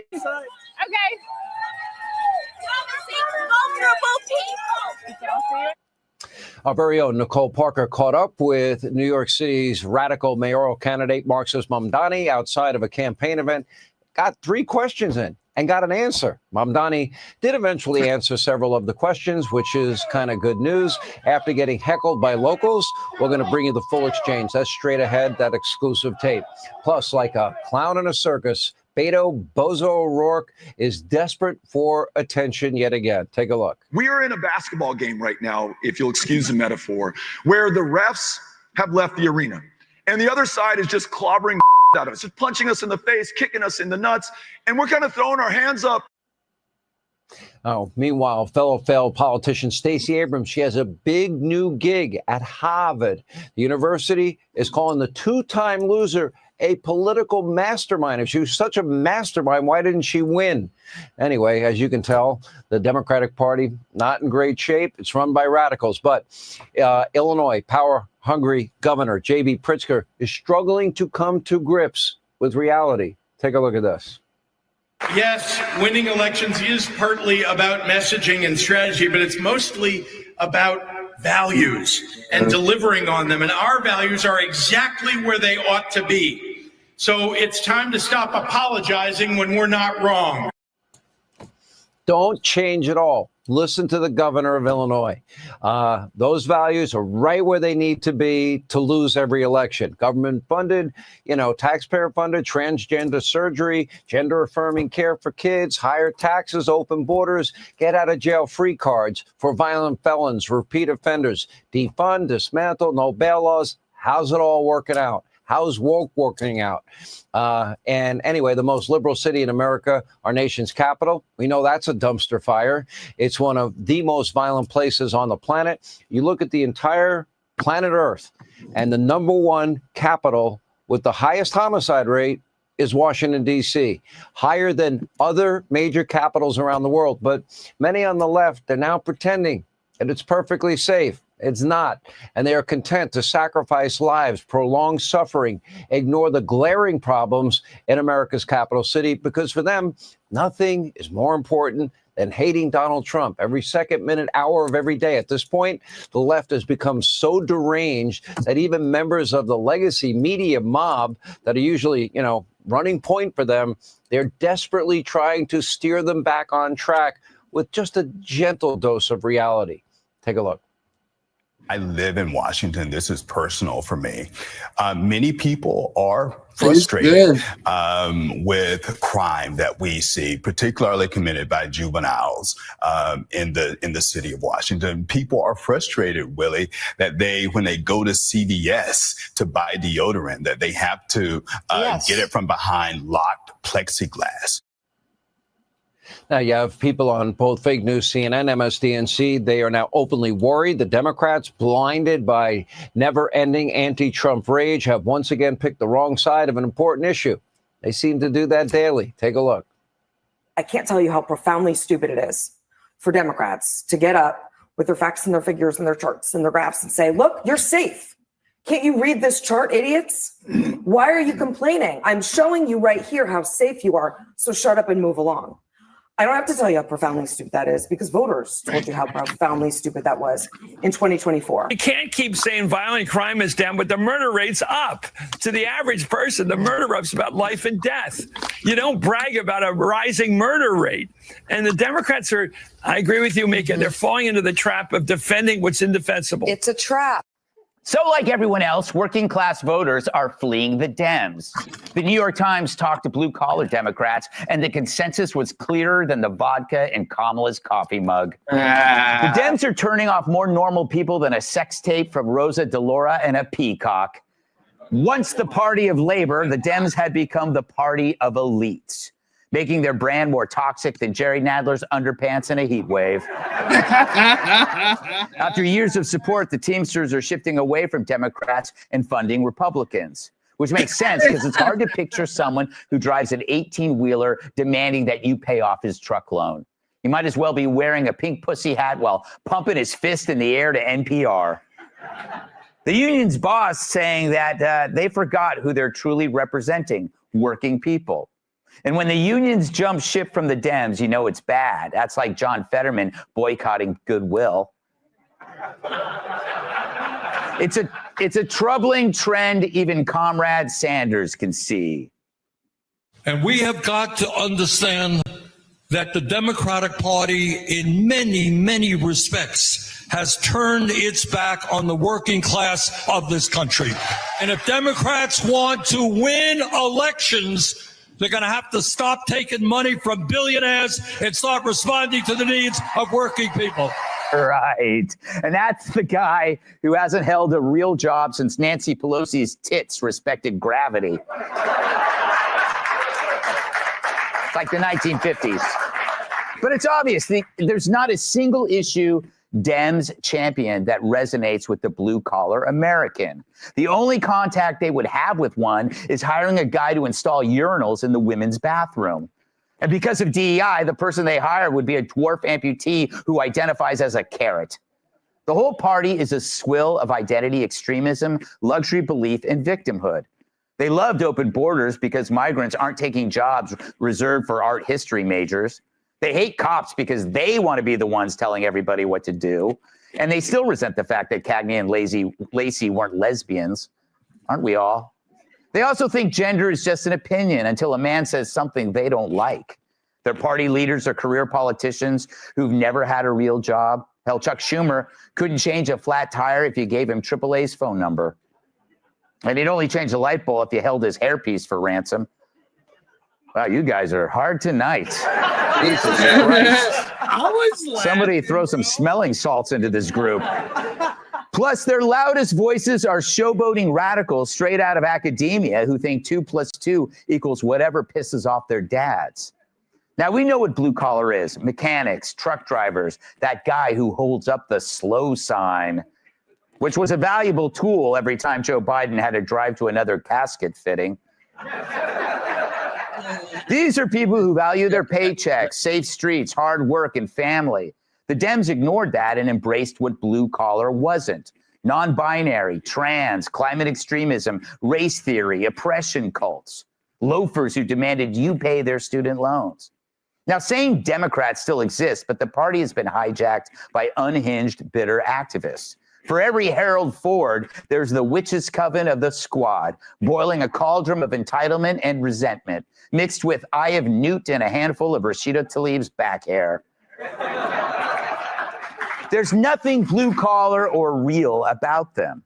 Worse, they embrace the one practice that's responsible for killing more people than a whiff of Joy Behar's support hose. Tribalism, now called identity politics. It reversed America's strength, the melting pot, where unity trumped differences. People were then separated into groups and pitted against each other, a fight between who could complain the loudest about their self-created problems. The illegal who insists the country he invaded is racist, or the trans woman suffering from jockfish. But then Trump arrived, and he listened to voters on inflation, crime, the border, while Dems pretended their problems didn't exist. And for blue-collar Americans, it became an easy choice between the party that is allergic to work or the one that works for you. It's no wonder they left the Dems, whose hair may be blue, but the collars aren't. Let's welcome tonight's guest. He's remarried, which means his new wife hasn't seen his act. Actor, writer, and comedian Jamie Lissow.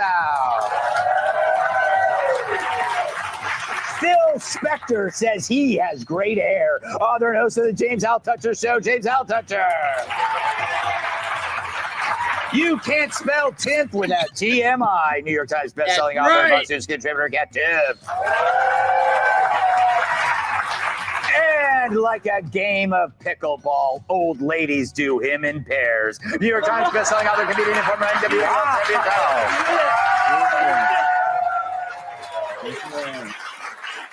Jamie, I have a serious question for you. Okay. You're a comedian. It's neither a blue-collar job or a white-collar job. What kind of job is it? It's funny, I Googled, because I wanted to know what exactly is working class. Am I working class? And I looked at it and it was like low wages. And I was like, check. And then it was like possible menial labor, like maybe you don't get benefits and stuff. So I would say comedian when you start out working class. But I don't know if you know this about me, but I for sure would have classified as working class for probably 5 to 6 years of my life. I worked in factories. I was like a pizza delivery guy for 5 years. And I think one of the worst things is when people, these are hardworking dudes, man, with half-hour breaks, 9-hour days. One of the worst things is people trying to relate to you in a fake way. And it's so obvious, like Kamala with a McDonald's uniform. It's just like so obvious. And I get all the complaints. And this, to me, this is not a surprise at all. Like Trump's, you know, he always says America first. I feel like the Dems, it should be America, but first. It's just, you know, this might seem like it's off topic, but does Bernie Sanders comb his hair with a live bird? What the hell?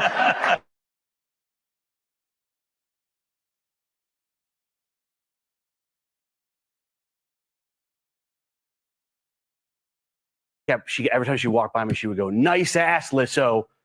That's a great ass." And full disclosure, the factory, we made asses. Oh, you know, you said you were it's weird. You said you were a pizza delivery man, and I recognize you from like 3 or 4 movies I've seen. Yeah, by the way, pizza delivery is very misrepresented in the pornographic film industry. It is. It's the whole reason I started working for Pizza Hut. Yeah. James, how are you? Good. Great to be here. You look great. Thank you. Your hair has not changed one bit. Well, it's being here that inspires it. Yes. Do you think the Dems realize how far they've strayed from their blue-collar roots? I don't know. I don't think they do. Because like the typical classic traditional Democrat, you're like a welder working in a General Motors car factory, working hard all day. You get home and then you get the call from your kid's school. Hey, we chopped off your son's dick in 3rd grade.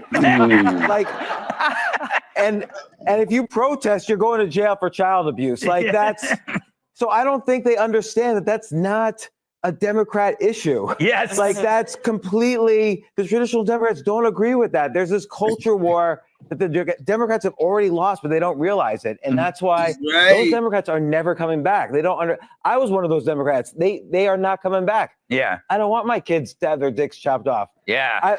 I only have daughters. But you know, it's true. It really is. Like, they couldn't see that they crossed the line when they entered the children's bedrooms and said, this is going to be our little secret, which is what my uncle used to tell me, Kat, when I was growing up. I was really hoping you wouldn't come to me next. So do you think there's any way out for the Democrats? Like, how do you get these guys? How do you pander now? Well, you have to stop pandering, which it seems impossible. I mean, but they pander to all the special interest groups. Yeah, because it just makes such perfect sense. You don't know how they don't see it, right? Yeah. I looked into what work is like at a steel mill. Turns out may not be for me. Yeah. Like, I feel like I would leave with like 3 fewer fingers and just like covered in burns after like 7 minutes. Yes. And so I just picture being one of these dudes that works this very difficult job, very taxing, gets home, turns on the TV, sees Kamala Harris, and she's like, my name is Kamala Harris. My pronouns are she, her, and I'm wearing a blue jacket or whatever. And just turning that off and being like, you don't even know how to talk to me when you know I'm watching you. When you know this is supposed to be you're trying your best right now to get to me, and this is what you have. If this is the fake you that's trying to win votes, which that's because you're in front of the camera, this is even way beyond what I expected. I mean, you're not even trying to pretend. So even the pandering doesn't really work entirely. Yeah, you know what it is? Tyrus, Kat's making the point that, like, they almost basically just take it for granted that they have these people. So they focused on the extreme out groups and just said, oh, we have the unions. So they just let them go. Now it's in the Republicans have this group, but are the Republicans going to know that? Trump does. So do the Republicans? I don't think the Republicans have to know if they have the group or not. It's the group who chooses, the working class chooses to support someone. If you had a Democrat who had the same visions as President Trump, they would go Democrat. Because working class is a mindset. You don't lose it. I worked everywhere. I've done everything. Construction, I worked in a steel mill. Actually, I worked next to a guy called Knuckles. Yeah. Yeah. He was like, hey. I was like, whoop. Oh, hey. Yeah. Every time I offered him a high five, he was like, oh. I was like, okay. But I knew a guy named Pelvis. Nope, not playing with you today. Trying to make an actual point here. So leave your pelvis in your pants.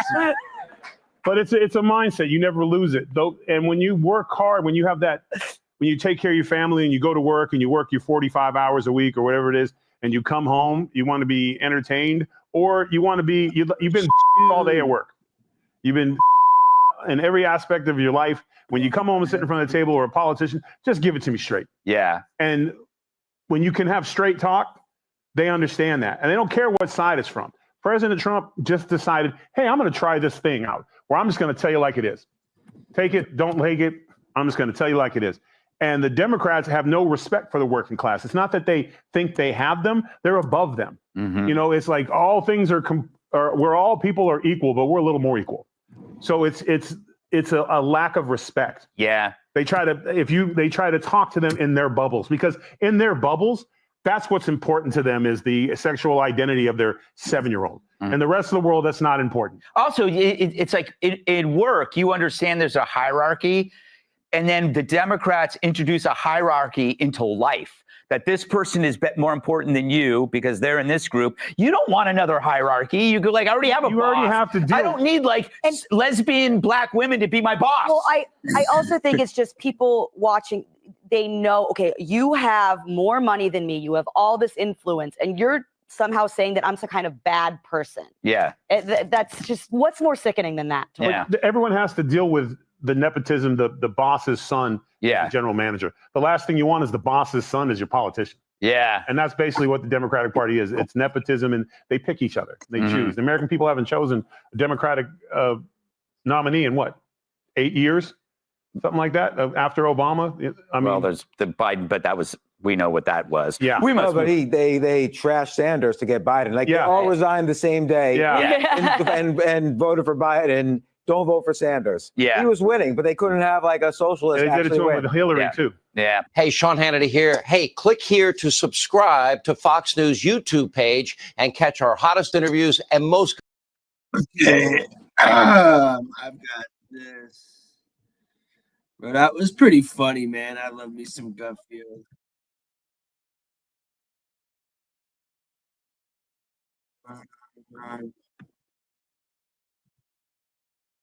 Here we go. Just 3 years old, shot in the head, according to her family. It was a stray bullet fired from somebody down the street while Honesty was in her father's car. Mike Gill has died after being shot during a deadly carjacking spree in the district.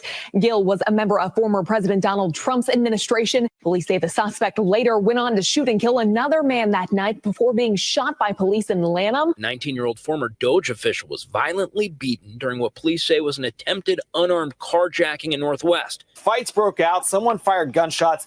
This is supposed to be one of the nicer areas in the district. Yeah, it's funny how that happens. Well, those are just a few examples of the types of crimes that we've been seeing here in the nation's capital recently. And no, after the fact juvenile curfew zones that police have intermittently established, they're not the answer. We need real consequences for real criminals to send a real message. Now, you're going to hear from Democrats that crime is down, but here's the kicker. D.C. officials have apparently been manipulating the numbers, ever heard of that, to make it look like the situation is really improving. NBC4 in Washington reported that a high-ranking D.C. police commander, Michael Pulliam, was placed on administrative leave after being accused of helping fudge the department's crime stats. Now, according to the police union, officials inside the MPD deliberately altered the data to make it appear that crime had gone down when the truth was anything but. Now, our capital city, and I've lived in D.C., I lived in D.C. for about 30 years. This should be a show place. It should be a shining example of beauty and law and order. But instead, it has become a showcase for violence, chaos, and homelessness. We have youth gangs roaming in mobs. We have armed robbers barely old enough to drive. Brutal beatings in broad daylight. And while families live in fear, the city's so-called leaders apply Band-Aids. Now, after years of rising crime, police handcuffed by political activists and public safety, sacrificed on the altar of so-called reform. The president, he's finally said enough is enough. Our capital city has been overtaken by violent gangs and bloodthirsty criminals, roving mobs of wild youth, drugged out maniacs and homeless people. And we're not going to let it happen anymore. This is Liberation Day in D.C., and we're going to take our capital back. We're taking it back under the authorities vested in me as the President of the United States. I'm officially invoking Section 740 of the District of Columbia Home Rule Act. You know what that is? And placing the D.C. Metropolitan Police Department under direct federal control. Well, it isn't a power grab, which is what some people are saying. It's the law. Congress wrote it. Courts have upheld it. And in a city that is constitutionally under federal jurisdiction, the president has the full authority to call up the National Guard and take control of the D.C. police force to what? To suppress domestic violence, unlawful combination, or insurrection. Now, D.C. Mayor Muriel Bowser should welcome the federal help, but she tried to play it both sides today. The fact that we have more law enforcement and presence in neighborhoods, that could not, that may be positive if people are, if it's a positive. This lady sure spoke good. I didn't realize she was playing both sides. We were trying to figure it out because we watched the speech. I couldn't decide what she was about because she was like they said, speaking both sides. Of action. So that's what the executive order says. And while this action today is unsettling and unprecedented, I can't say that given some of the rhetoric of the past, that we're totally surprised. Okay, she knows that that's silly. She should just save everyone time and become a Republican. Now, the sad truth is, although certain crimes have declined from near all-time highs, that's meaningless when the overall violent crime rate in D.C. is worse than some of the most dangerous cities in the world. And here in the United States, according to the most recent data, D.C. ranks #1 in the country for homicides. Now, things really began to spiral, as we might remember, post-George Floyd in the summer of love. That's when the D.C. Council passed the Comprehensive Policing and Justice Reform Amendment Act, banning certain control techniques, sharply restricting use of force, and piling on procedural hurdles for officers. Police at the time warned that that was going to make it difficult for police and nearly impossible in certain circumstances. And boy, were they right.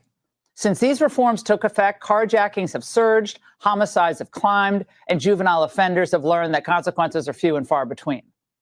It's hard to put it all together to just understand like how someone can take his life. There's no ramifications for these kids or young adults, whatever, for what they do. The council isn't handling this. How much crime isn't being reported? I don't know. Too much violent crime being committed by young punks who think that they can get together in gangs and crews and beat the hell out of you or anyone else. But they know that we can't touch them. Why? Because the laws are weak. I can't touch you if you're 14, 15, 16, 17 years old and you have a gun. Of course, the judge is 100% correct. Trump's had enough. He wants to see results. Safety and security and clean streets in D.C. But progressive leaders, liberal policies, they're to blame here, which is why left-wing pundits and activists rush in to condemn these efforts. He's actually trying to give his base red meat to get them off of the Epstein story, and it's on the backs of citizens in Washington, D.C. You can have it from. Well, no, he's not. He's not taking it. Trump is restoring it, saving it.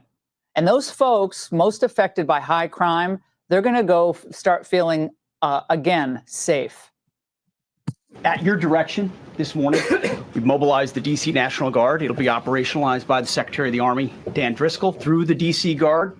You will see them flowing into the streets of Washington in the coming week.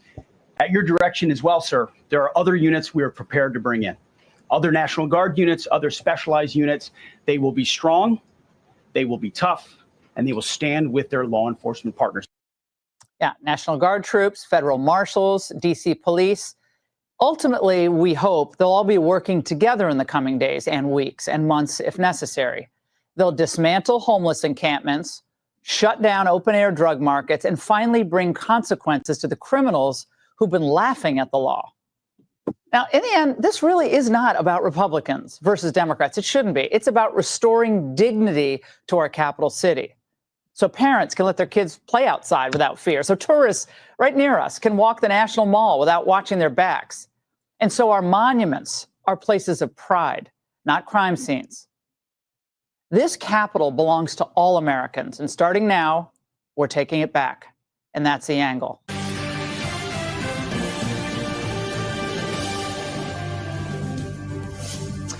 And welcome to Hannity. And tonight, Democrats, they are unhinged. Take a look. You may say to yourself, well, those aren't the rules. There are no refs in this game. The rules. We are going to win whatever it takes.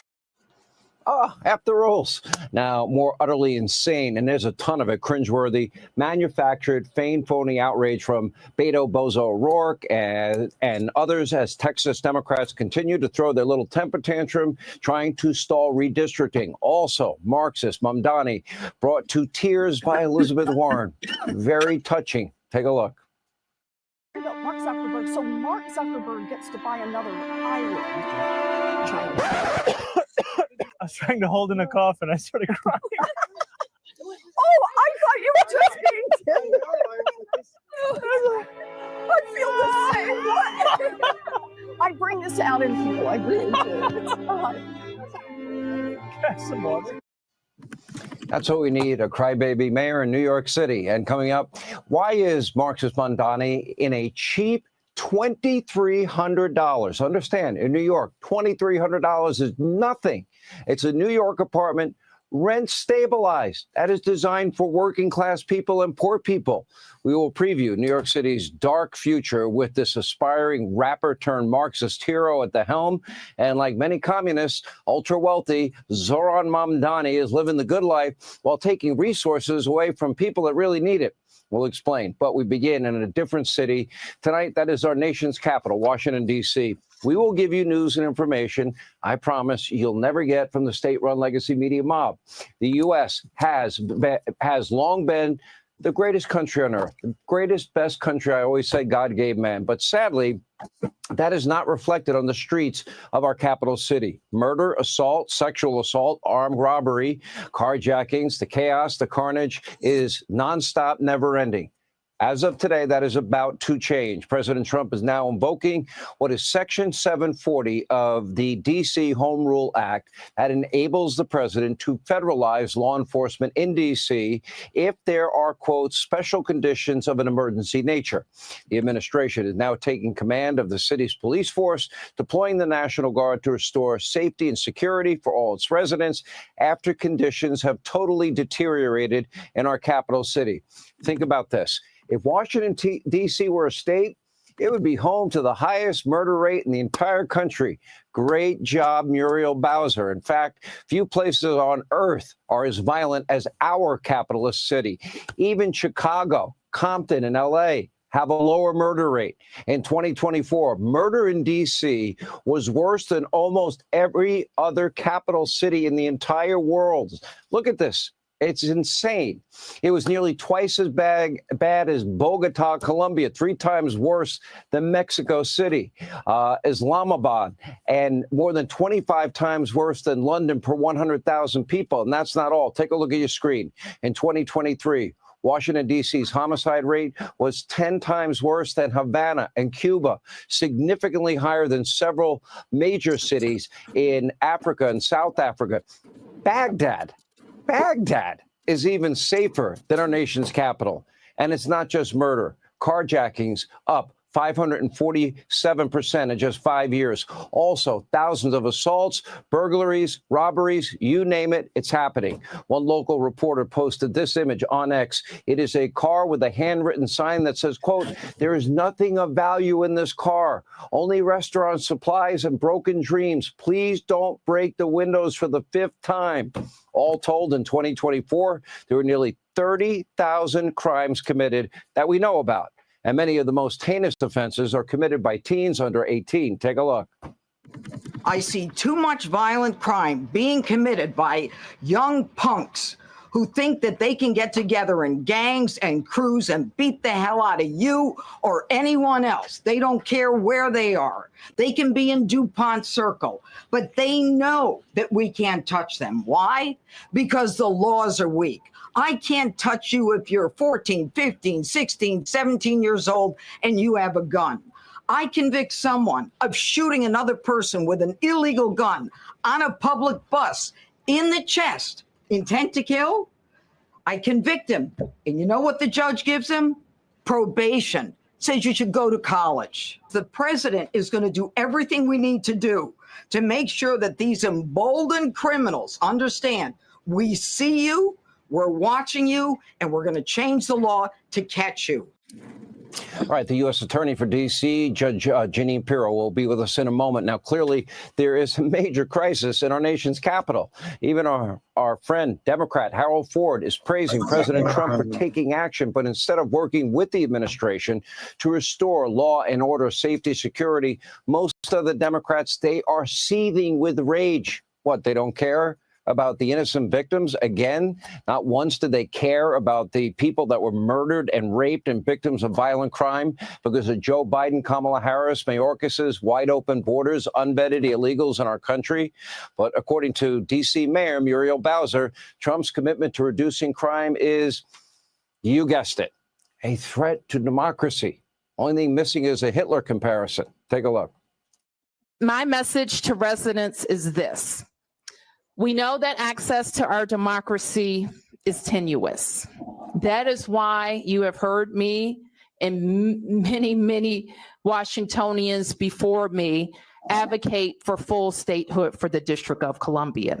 And while this action today is unsettling and unprecedented, I can't say that given some of the rhetoric of the past, that we're totally surprised. Meanwhile, on the city streets, Washington's far-left residents protested Trump's crime crackdown the only way they know how. They were singing songs. It was beautiful for the moment. Take a look. DC is our home. You can have it, Trump.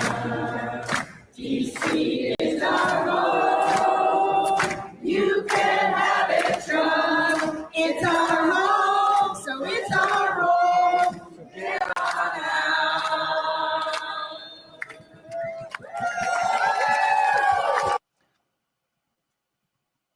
I can't take the singing. Stop the singing.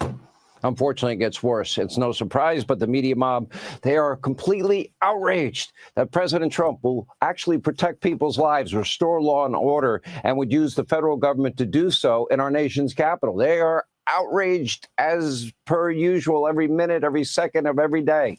Take a look. You really did hear the president paint quite a dystopian picture of Washington, D.C., saying that it was overtaken by violent gangs, by bloodthirsty criminals, using this imagery that doesn't necessarily comport with a lot of people's experience in this city. I'm trying to hold my temper. I think there's an ongoing argument that he's having in his head with Black Lives Matter. There's an ongoing argument that he's having with the questions around criminal justice reform and police reform. He's going to undermine the democratic process in the district. He has always felt that American cities, especially those with large Black populations like Washington, D.C., are crime-ridden and run by incompetent leadership. Talking about juveniles, people are one beat away from saying super predators. Yeah. It feels familiar. Yeah, it sure does. It sure does. Perfectly content to allow the murder and the rape and other violent crime to continue at record rates, alarming rates, higher than any other capital in even the most violent countries. Why? Because it's President Donald J. Trump, that president that is committed to restoring safety and law and order and protecting lives. We have nearly 3 times the homicide rate compared to almost any other capital in the world. Democrats, their answer is to be mad at the guy that's going to protect people, not mad at the people that are actually involved in the crime. More defund, dismantle, no bail law, insanity.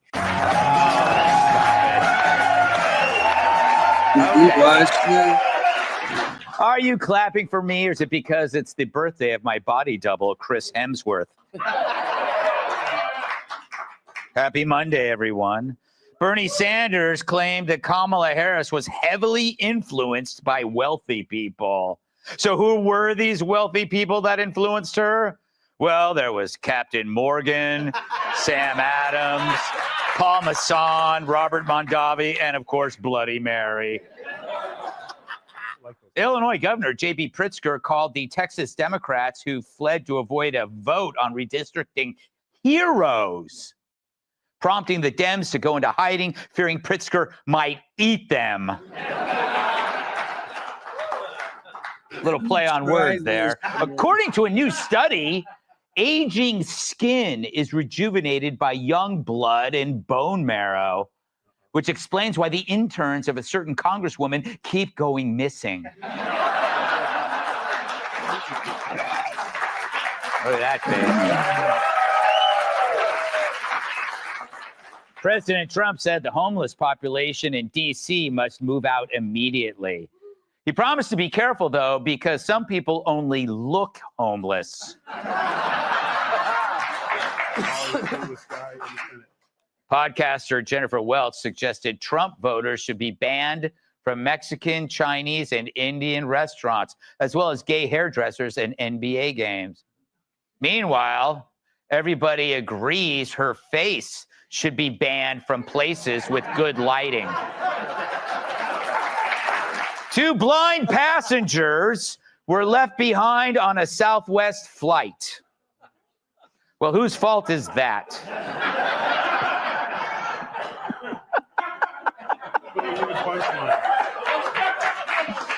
Is it the airline or the blind person who says, I know, I'll travel with another blind person? Meantime, the airline offered each woman a $100 travel voucher, or at least that's what they told him it was.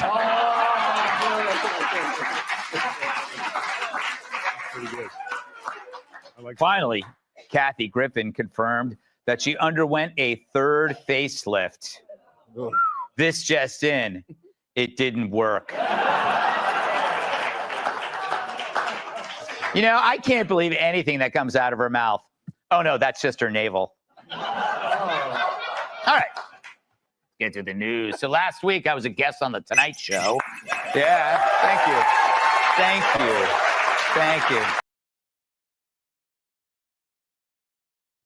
All right, this is going to be from a different angle. Let's see what they say the news is. It's going to be from a different angle. I might keep it on, I might not. Let's see if anybody watches. I'm just going to see if maybe it's the algorithm. No replacement. But without it, political parties of any and all stripes have learned again and again, perhaps some more recently than others, that without genuine grassroots enthusiasm, authentic excitement among the vast majority of your voters electorally, you are toast. So you can understand why Democrats are starting to feel like they've got their mojo back today, the wind back in their sails, thanks to a rather unexpected issue. What NBC News calls the, quote, burning hot center of Democratic politics right now, the battle over redistricting. It started in the state of Texas, where today Texas Governor Greg Abbott is once again threatening the Democratic lawmakers who fled that state in order to deny Republicans a quorum as they endeavor to rip up Texas's congressional districts mid-decade. Abbott says once the legislature's special session ends Friday, he plans to immediately begin a new one until he can push through his new, even more Republican-friendly map, a special request from Donald Trump.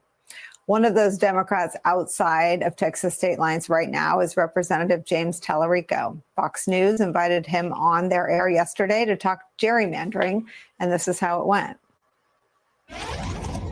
You gave the ball game analogy. In my view, what has happened here is you've done something in certain states and you don't like it when it's done in Republican states. And now you're saying you've done the same thing as us. You've done the same thing as us. And we are going to, by the way, if you do it, we're going to ratchet it up even more, in the words of Gavin Newsom.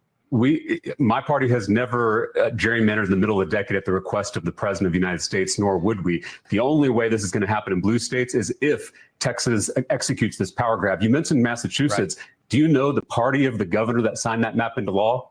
He was a Republican. It was a Republican governor that signed that map into law. So I just want to be clear with our facts, and I don't want to muddy the waters. All of us, whether.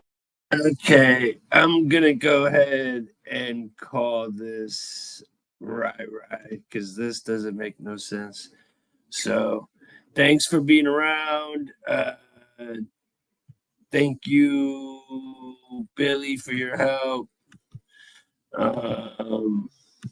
Who else? Candy, it was good to see you. Gary, you're in our thoughts and prayers. Who else? Bobby, thanks for popping in and chopping it up. If I missed you, I'm sorry. I just smoked one. Besides that, we might look for us maybe tonight, bro. You know what I'm saying? Look for us tonight, and we might just do like a old school or something maybe, and then I'll start trying to do it the way I was doing it before, which is going the times YouTube told me to do it. So we'll see what's up, but I hope everybody had a good one, and I will speak to you. It's 3 minutes till 4:20, so I hope y'all enjoy. I am out. Peace.